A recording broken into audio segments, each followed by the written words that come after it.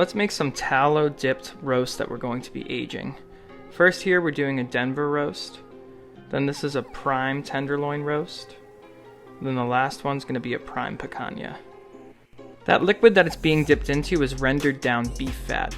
So that outside layer of beef fat's going to protect the roast as it ages, and it's also going to penetrate some flavor into that roast, giving it a really rich, almost holiday prime rib flavor that is really unique that you normally wouldn't get when grilling a steak. We want these roasts fully encapsulated with beef tallow to protect it in aging, so we make sure we add multiple layers.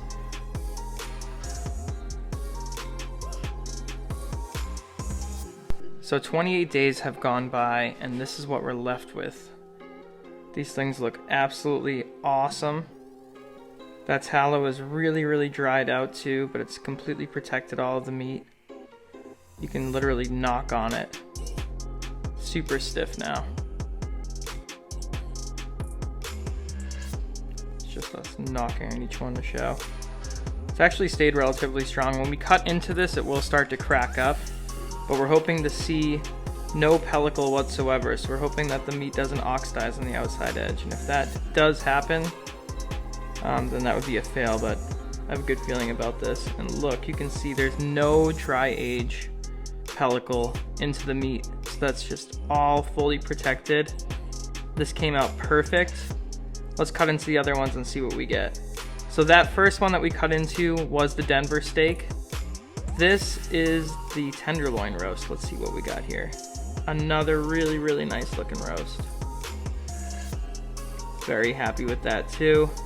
We'll zoom in a little closer for you. You can see that there is a little bit of penetration there, that outside edge, so we will cut all that off. But as far as aging, a tenderloin already trimmed up, that's pretty impressive. Now this is the picanha roast we're gonna cut into. This thing had a great layer on it as well, and that's perfect. So this is the final product. You got picanha in the front, then we got that Denver roast in the back. The marbling's crazy on that prime Denver too, look at that. And then we have the pismo right there. Oh, or the tenderloin roast. Alright, so let's take an even closer look at some of this stuff individually. Start with the picanha. You can see there's really no penetration into the meat whatsoever. Very happy with that. Both sides of it there. Typically in dry aging, you can't even do steaks like this because it would just penetrate at least an inch in on each side and you're left with nothing. The fillet came out great as well, except for the bottom. The tallow actually did come off slightly, so you get that oxidized edge, so we're definitely going to have to remove that. So let's cut these picanhas into steaks first. See what we get for a yield on these. Just removing that small end piece.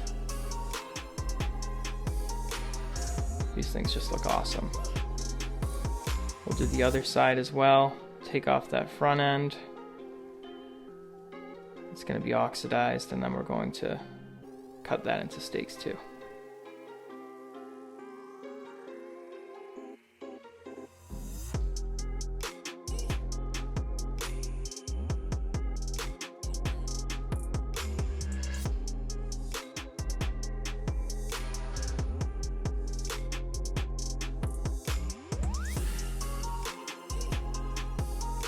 These look great. From here, we're going to remove the outside edge of that tenderloin roast.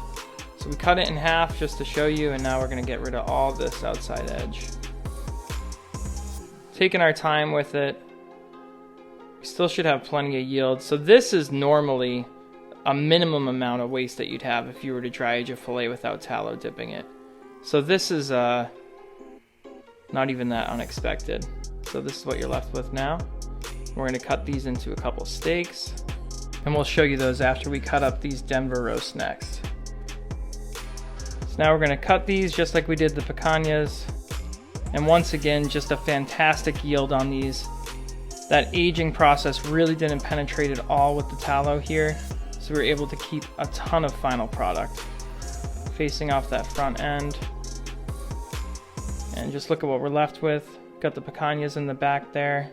And then these are the fillets that we cut out of those tallow dipped roast that we had to clean up. Final products here. These things are looking awesome.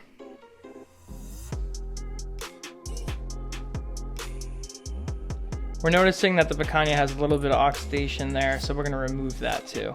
Now we're gonna grill these up and see how they come out. We just threw it with a little salt, pepper, garlic on these for seasoning. They're getting right onto a hot propane grill.